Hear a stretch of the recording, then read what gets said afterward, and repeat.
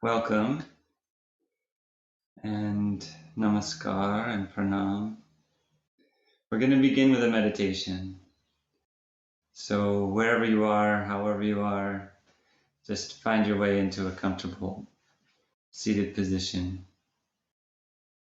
where you can sit for a little while and be comfortable and be relaxed, and your spine can be free and your jaw can be soft, and ideally you can feel your spine has the ability to wave like seagrass. So if your tail moves one way and then your mid spine moves the other way, seagrass is kind of undulating.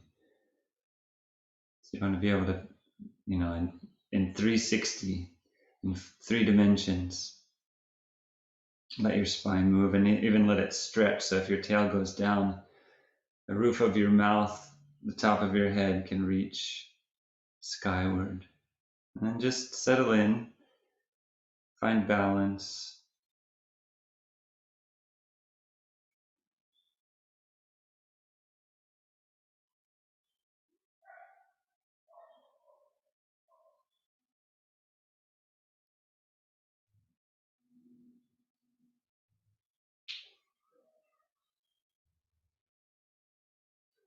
One of the tantric paths that we'll be exploring today is Kashmir Shaiva Tantra. And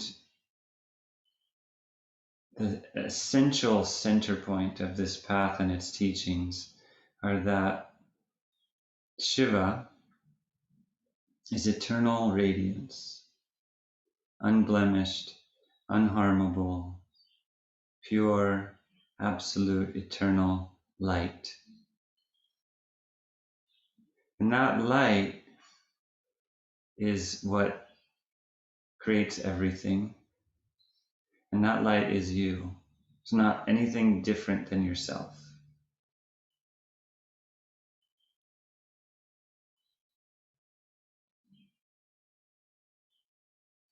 Everything that you experience yourself as, your thoughts, your emotions, your beliefs, your preferences, your likes and dislikes, your attitudes, your habits, everything that we generally experience as self,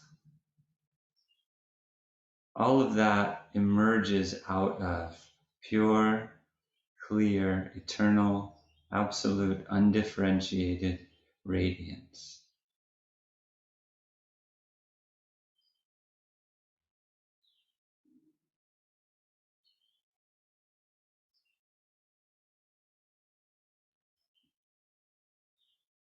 That's who you are right now, not tomorrow, and tomorrow, and yesterday, and now.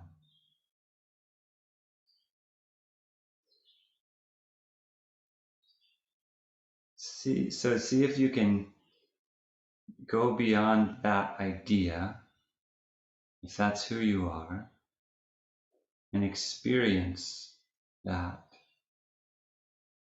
It's inside, inside, inside, inside, inside the depths of your heart, inside the inside of the depths of your heart. You can follow a path that leads toward that light. And that light can also shine into this embodiment, this mind, this form, this life. You can open yourself to receive that light that you are. So it's not some other light.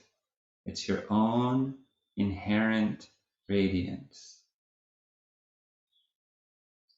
It can flow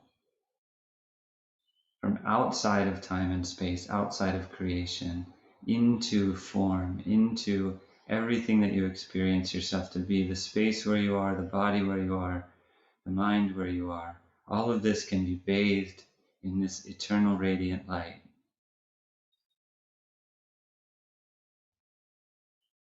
Right now, this is possible.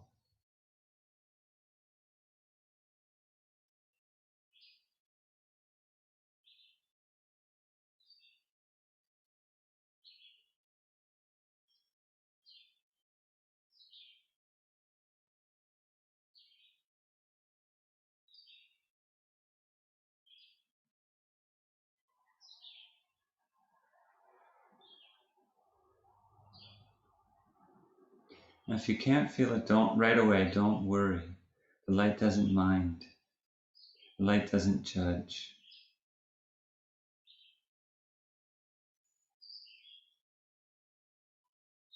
It just shines all the time.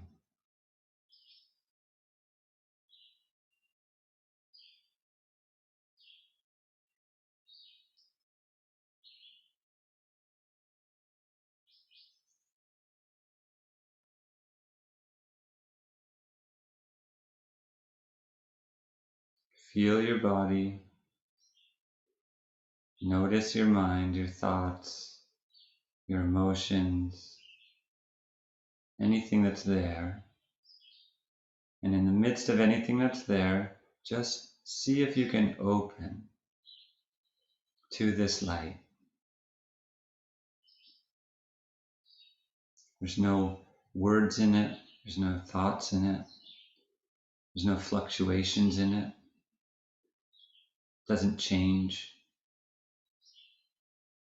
It doesn't judge. It doesn't analyze. It doesn't want anything. It doesn't need anything. It is entirely self-sufficient and free. And it's you.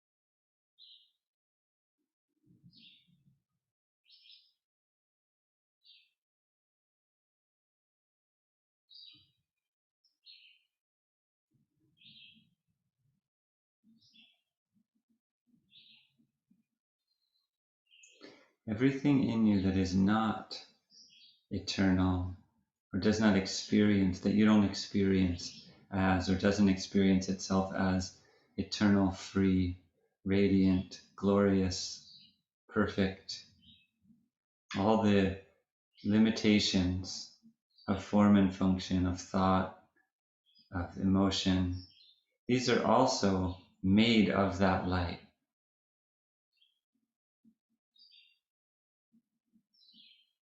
The light has hidden itself from itself, and it's in the process, it's in the process within time and space of revealing itself to itself. That is you. You are a process of revelation.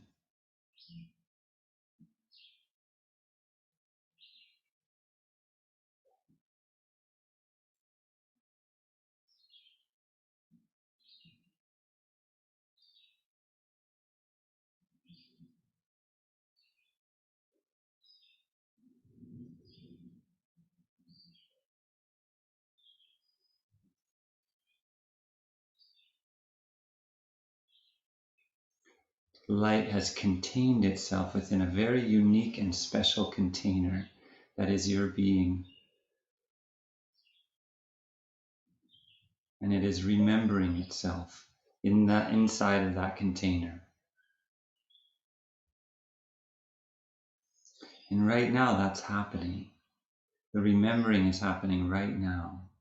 The realization is happening right now.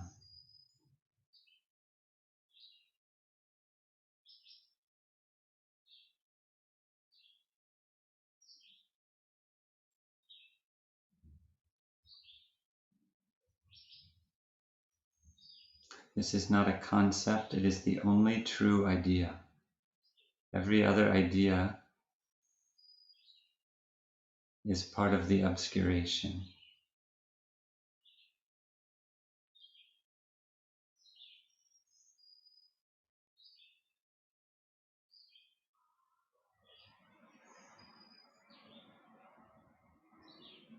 This is what's really happening now.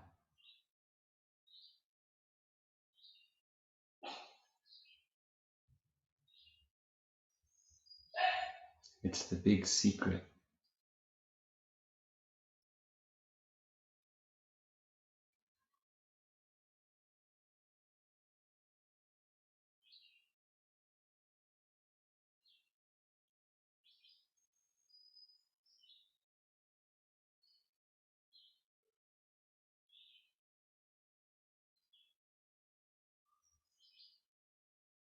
You don't need to win or lose or try or fail. This light is already revealing itself to itself, and it will continue to do so no matter what you do. This process is always taking place of revelation. You can't stop it.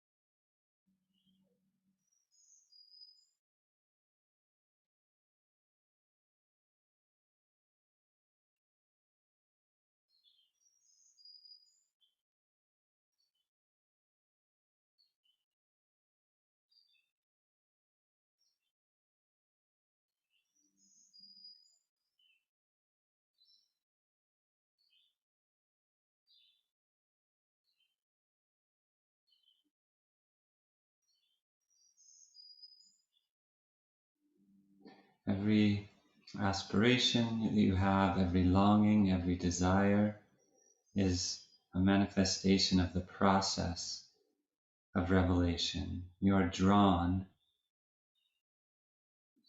towards the light. There are true aspirations that are clear and radiant of your heart to know yourself, to know God, to know the truth. These are very simple and clear. They point right towards it. They're distorted desires that experience yourself as not whole and not complete and reach for completion in something else that is not complete. That's just a distortion of the same energy. It's like going in a maze and you go down the wrong path, but you're not stuck there. You come out of that path and you go back and you try a different path. This is always happening. You're growing. The light in you is seeking to embody as you. It's seeking to reveal itself to you and through you.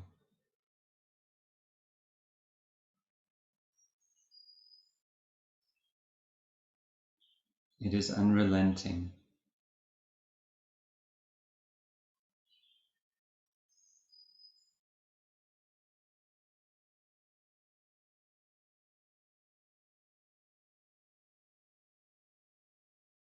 So you can rest and allow it.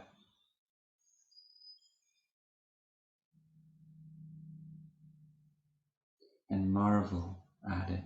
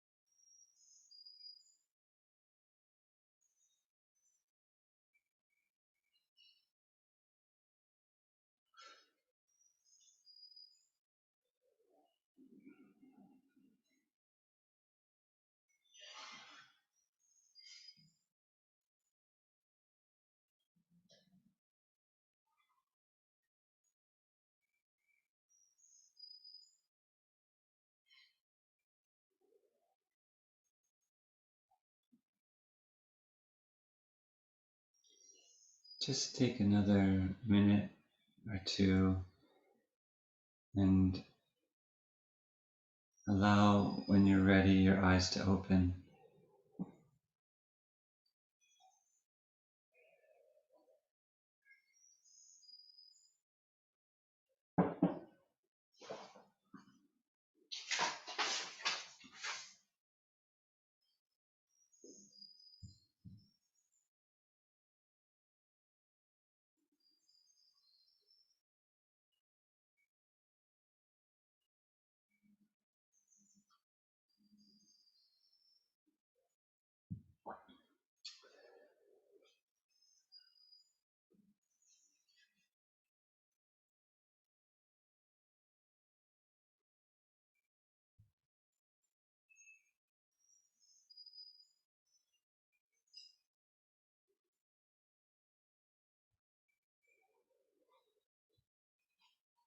So as I said before, I don't know what's going on with the camera.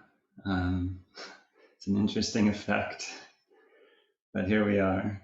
It doesn't look like that behind me. It's actually kind of dark back there, so I don't know. But here we are. So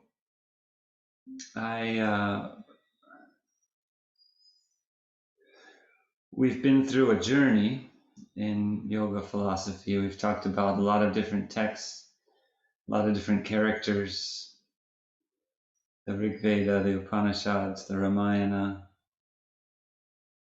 the Sankhya, Karika, Yoga Sutras, Bhagavad Gita, Devi Mahatmya. And we've met, these different characters, Ram and Krishna and Durga, and have this sense of the yoga tradition being taught through, teachings coming through stories, poems, big epics. And some of that you can think of as kind of, this is the way humans learn, is through stories. And you can think of them as metaphorical or symbolic, right? But in the tantric tradition, Shiva is not a metaphor. The radiance of Shiva is not a metaphor. It's the ultimate reality. It's all that there is. Shiva exists as consciousness, pure consciousness, and absolute tranquility, delight of being, delighting in his own existence. And he creates everything. He has the will to create everything, the intention to create everything, and out of that intention comes the split into Shiva and Shakti. And Shiva and Shakti, you think about like a mirror in a convex mirror where you look in and you're upside down, or like if you look in a spoon, you see yourself flipped upside down. That's what Shiva and Shakti see when they look at each other. They're flipped upside down. So the whole universe of creation, in the Kashmir Shaiva tradition, there's 36 tattvas, there's 36 elements of creation, and Shiva is the primordial one. And then the rest of them are kind of like gradations toward material reality. The same 26 tattvas, 25 tattvas of Sankhya are there, and then there's 11 more that are there in Shiva Tantra. But instead of, in the evolution of reality as we experience it, it's not Shiva first and then steps down. We experience matter first, and then life, and then mind, and then spiritual awakening. So it's reversed. The reality is the way creation happens is it's a involution, but what we see is an evolution, and that's because it's what we're seeing as a reflection. What we are is a reflection of that which is Shiva. And Shiva, it seems like, there's the two major spiritual traditions. This is everything in the Indic system is kind of mixed, especially culturally, but there's kind of Shaivism and Vaishnavism. There's those who are aligned and experience and worship Shiva, and there's the Vaishnava tradition, worship Vishnu. Ram and Krishna are considered avatars of Vishnu. And then throughout India, you have Shaivites and Vaishnavites.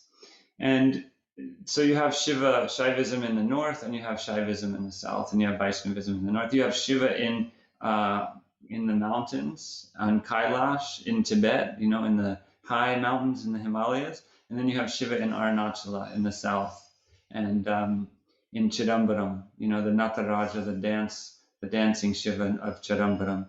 There's 5 temples in Tamil Nadu that represent the 5 elements of Shiva's manifestation as the 5 elements. So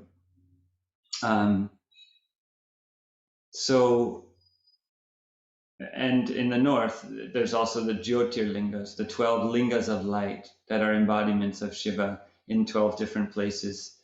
Mostly there's one in the south, but most of them are in the north. So you have these two,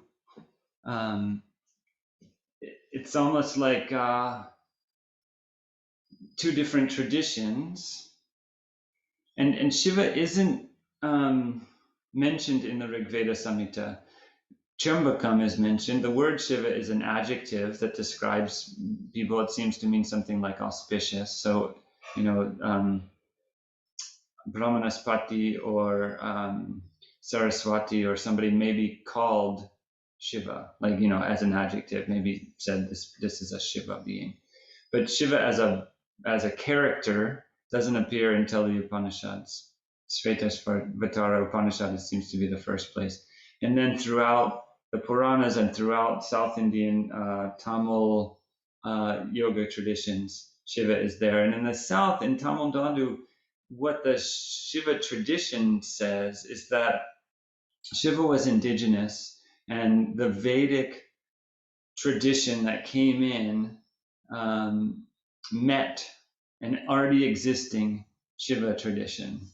And those two merged with each other. I talked a little bit last time during the Purana section about that was the function of the Puranas, was a kind of a estuary where there was a blending of different traditions. And it seems like that's the case. The Shaiva traditions in the South are very kind of earth-based and have an ancientness to them.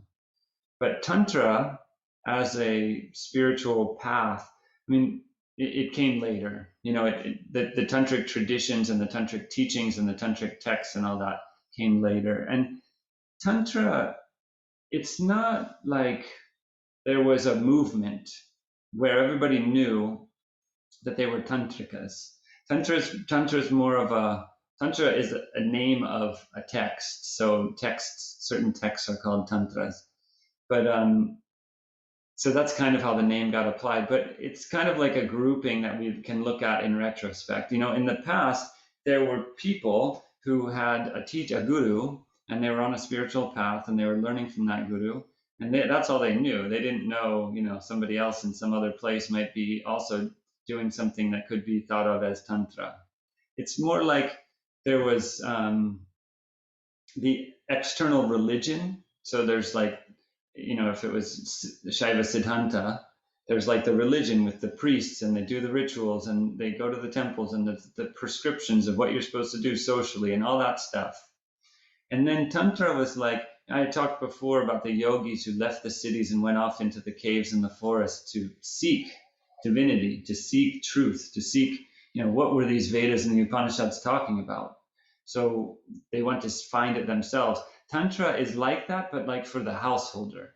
You don't have to go out into the forest. You don't have to go out into the cave. You can live your life in the city and do this spiritual exploration. And there's kind of undercurrents moving through the kind of outer religious traditions of the time. And there's basically within Tantra what's called right-hand path and left-hand path. So the right-hand path would be the more kind of official, like even within Shaiva Siddhanta, there's tantric leanings, there's, kind of leanings toward direct revelation. A religion is like the priest has to be in between you and God. Tantra says, no, you can discover the divine on your own. Or not on your own, but directly. You can experience the divine directly. The left-hand path tended more towards, really rejecting the religious, like all the social constructs. So trying to kind of experience oneself devoid. Who am I if I get rid of all these social constructs? If I live in a graveyard and eat from a human skull and smear myself with ash and keep my hair in dreadlocks, which, by the way, that was the punishment if you killed a Brahmin like 2,000 years ago. So it's kind of like the worst thing you could do. That's the worst punishment you could get, is to be outcast and you have to smear yourself in ash and live at the graveyard with your hair and dreadlocks. That's Shiva. Shiva takes that onto himself and embodies that. And the followers of Shiva did the same thing. Okay, I'll completely renounce my social identity. People will think I'm crazy and terrible and fearsome. They'll want to stay away from me. They'll be afraid of me. And then who will I be? Completely unravel and disentangle myself from my entire social identity. And then the right hand, those are the far left hand paths. And then the right hand paths are more, like, I will live in my life and see what's possible here in the midst of everyday life. And there have always been there was many lineages in both directions within the spiritual traditions of India. Tantra becomes this word to kind of capture all of those. And pretty much the guru is a necessity, because, the direct transmission of the teaching, it's not something you can read in a book. It's not something you can figure out on your, it's like trying to learn how to swim by reading a book. You can't read a book and then jump in the water and expect that's going to work. You need to be in the water. And the guru was the one who would kind of introduce you to the water. And we're dealing here not just with water, but we're dealing here with an ego that really, the way we are shaped is to resist. The ego resists its own seeing beyond itself. So the ability of any individual person to make that journey on their own is generally limited. And they need a guide. They need a guru. They need somebody who's embodied. But it's also, there's an understanding of the direct transmission, not just of thoughts and ideas and concepts and practices, but the transmission of light, the transmission of this substance of Shiva, of this divine reality through the embodiment of the teacher to the student. So the student, through their intentionality, will approach the teacher and seek to know and seek to serve and seek to love the teacher as if the teacher is the divine, because the teacher is kind of standing in, channeling, not just in a kind of formal way, but actually bringing the energy of the divine that they have realized. I mean, think of the word realize. Realize means make real. So the guru has realized some portion of divine reality within their embodiment. They carry it with them, and they can transmit that to the student, to the shishya. And so that has been a necessary and fundamental part of the tantric tradition throughout time. The word tantra, as we understand it now, and I wrote about this in the article, is, it's quite misunderstood, and most people associate tantra with tantric sex and neo-tantra and what they call California tantra, which really has become a kind of ego-aggrandizement and pleasure-seeking journey, which is basically the opposite of what tantra was about. Tantra has always generally been about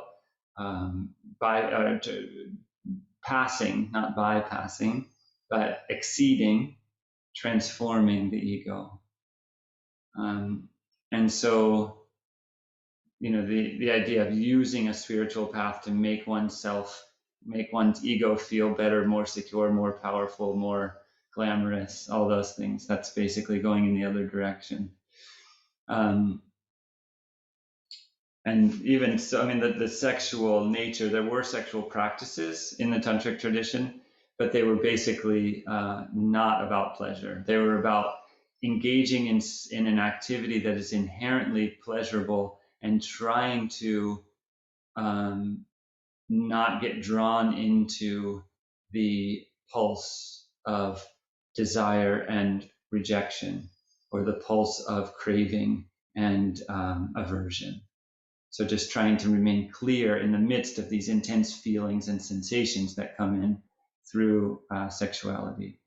So it really wasn't about like trying to, gain something or have an experience or experience ecstasy.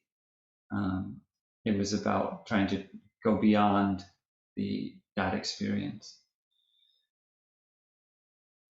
The other aspect of Shiva that I want to just mention is a lot of the stories of Shiva describe him as, I said before, he takes on. There's a story where Parvati says to Shiva from the Tamil tradition. Parvati says to Shiva, "Why are you so ugly? Why are you all dirty and hanging out at the graveyards and smeared in ash and your hair's all knotted, and what's wrong? Why are you like that?" And Shiva says, "I take everything that everyone rejects. I absorb, take into myself everything that everyone rejects." There's another story where the we call them the gods and the demons, the devas and the asuras, are trying to churn the primordial ocean to, as if it was butter, to get out of it the amrit, the nectar of immortality. And before the amrit comes out, the hala hala poison comes out. This poison that has the capacity to destroy the universe. That's what comes when you go looking for the amrita. The first thing you get, not the first thing, but all these other things came out. Right before the amrit comes the hala hala poison. And the first thing Shiva does is drink it, takes it into him. And Parvati realizes that because the entire universe exists within Shiva's belly, him drinking the poison isn't going to do anything. So she kind of throttles him, holds him, chokes him so that the poison can't go down and his throat turns blue. And his name is Nilakanta, blue throat, for that reason. But it's that the root of that story is Shiva's kind of impulsive and unthinking, unquestioning, immediate grasp to take the poison into himself. When Kali is rampaging through the universe and just set to destroy everything, Shiva goes and lays down in front of her. And when she comes upon him and she looks down at him, she looks into his eyes and she relaxes. So, when the Ganga is coming from the far end of the universe and pouring down onto the earth, and it's going to break and destroy the earth, Shiva lays his dreadlocks down and the Ganga pours in. So Shiva puts himself between us, creation, humanity, the earth, and calamity, disaster, destruction, and he jumps in front of the train on behalf of all. And so he's seen as this kind of whirling force of destruction. He dances the universe into creation and he dances it into dissolution. But he also is just absolute embodied compassion, not like he sits there and thinks nice thoughts about you. He takes all the things that everyone rejects into himself. Everything that everyone's afraid of, everything that nobody wants, he takes it willingly.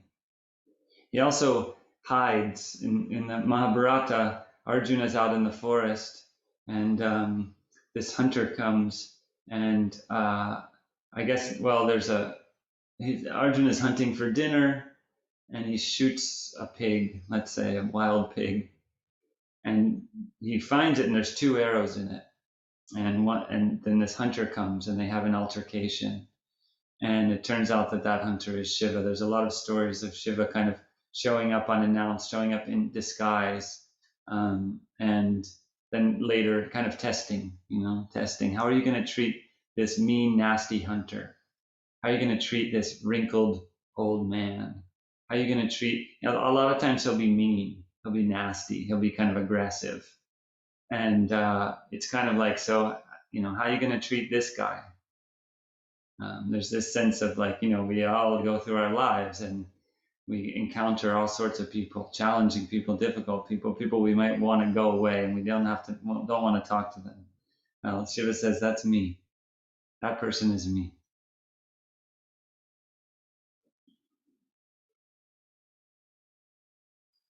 the bhakti tradition, the devotional tradition, began in some ways. The bhakti tradition in the north happened in the 13th, 14th, 15th centuries. Tamil bhakti poetry is much older than that, and so the devotion to Shiva in South India and in the Tamil traditions is very strong, and was kind of original. And there's a sense that later bhakti poets were devotional poets were inspired by the early Tamil poets.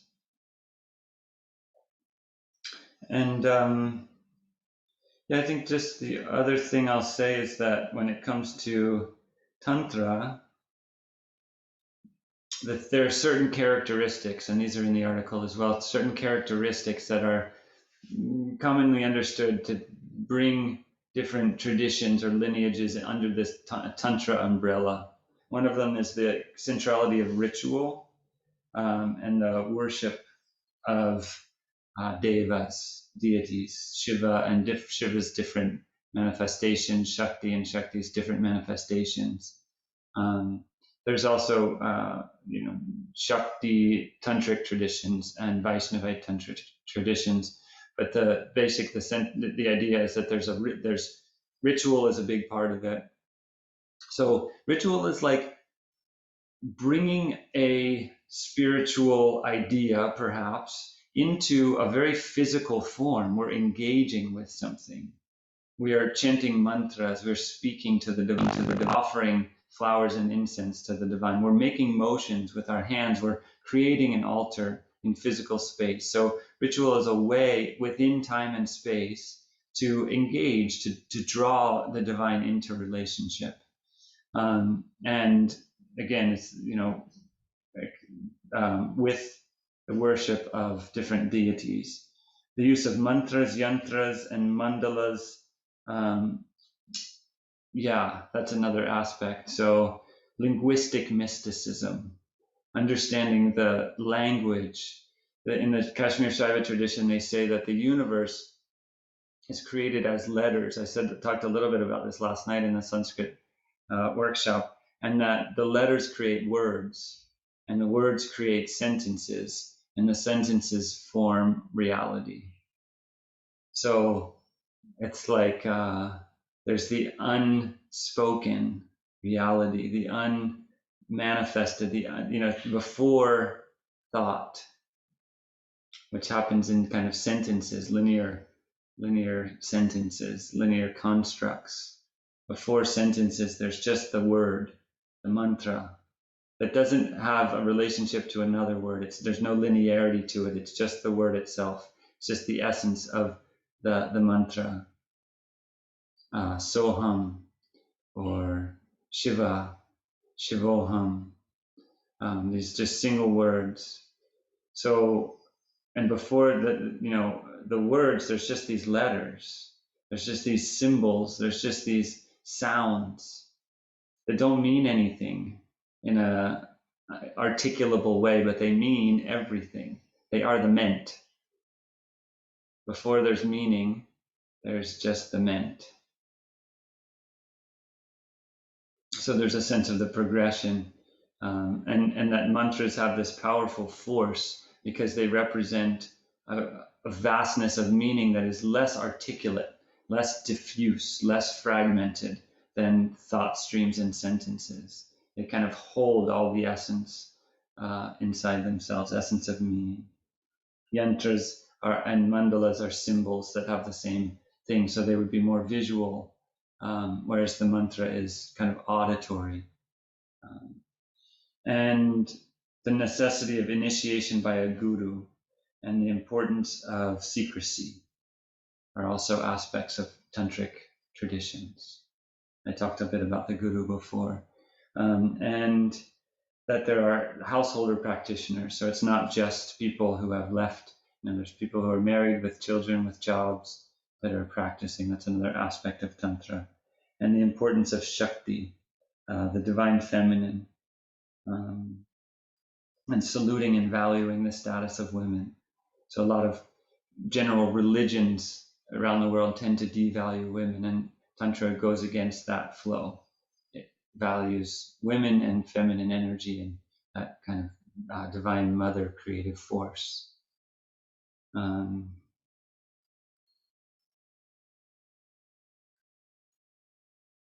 so, we started out with the meditation because all these ideas, all these facts, all this information can easily just become more information, more stuff to know. But the whole point of spirituality in general, and specifically I'm talking specifically of Kashmir Shaiva Tantra, is experiencing yourself as that which is, the relationship between what you experience yourself to be and what you are, and widening your experience of what you are towards actually what you are. We have this limited experience of who we are, widening it, widening and widening it towards in the direction of what is real, the truth of who we are. And allowing our lives and our thoughts and our relationships to reflect more and more the truth of who we are, and not this limited formulation that we experience most of the time. This is the purpose of all the practices, all the mantras, all the postures, all the symbols, all the rituals, all of it leads in that direction. And, because these things have been going on for thousands of years in India, they're fairly systematized, and there's these systemic steps of progression. But in reality, everybody's on their own unique journey. And there may be some upayas, some means, some supports, some mantras, some practices, some rituals, some pranayamas, some whatever, meditations that help you along the way. But you are on your own journey, and your journey is going to have its own twists and turns, and it's going to have its own, plateaus where nothing happens, dry spells, and then it's going to have its own sudden storms where suddenly you're drenched in your own divinity. And it's going to have its own obstacles where suddenly you have lost all faith in everything and you don't believe that anything is real, like absolute despair. This is part of the path. This is part of each individual's path.